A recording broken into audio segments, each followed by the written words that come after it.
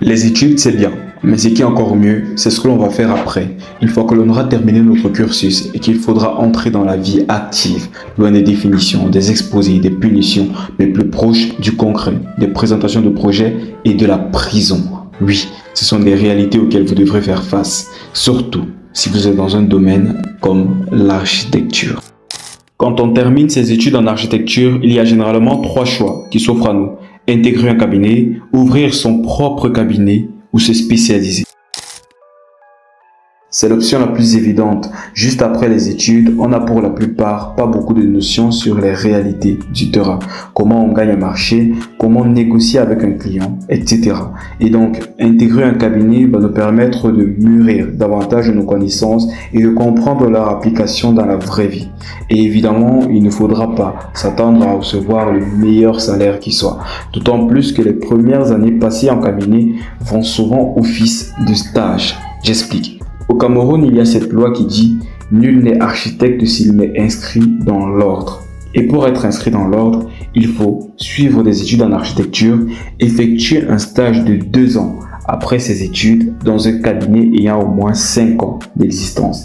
Et seulement, oui seulement après, vous pourriez intégrer l'ordre.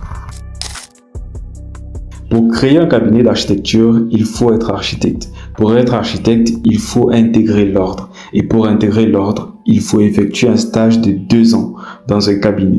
Et donc, peu importe ce que vous prévoyez faire, vous devrez passer en stage dans un cabinet déjà existant.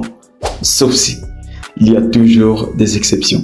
La première est de vous faire parrainer par un architecte qui assurera l'intégralité de vos actes et ceux de votre cabinet. Ce qui n'est pas facile à trouver.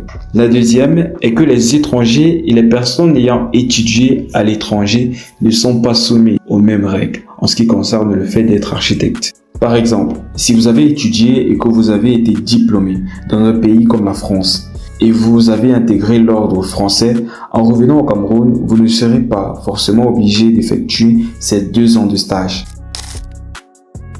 Tous ceux qui font des études en architecture ne pratiquent pas tous de la même manière. L'architecture est une science très vaste. En vous spécialisant, vous choisissez d'étudier une branche en particulier. Après vos études en architecture, vous pouvez vous spécialiser dans des disciplines telles que l'urbanisme, l'architecture d'intérieur, l'architecture navale ou même dans l'enseignement. Il existe encore un grand nombre de spécialisations dont moi-même je n'ai pas connaissance. Mais ce que je sais par contre est qu'il existe 1000 manières de pratiquer et de vivre de cet art. C'était Jerry Gabier et je vous dis à très bientôt dans une autre vidéo.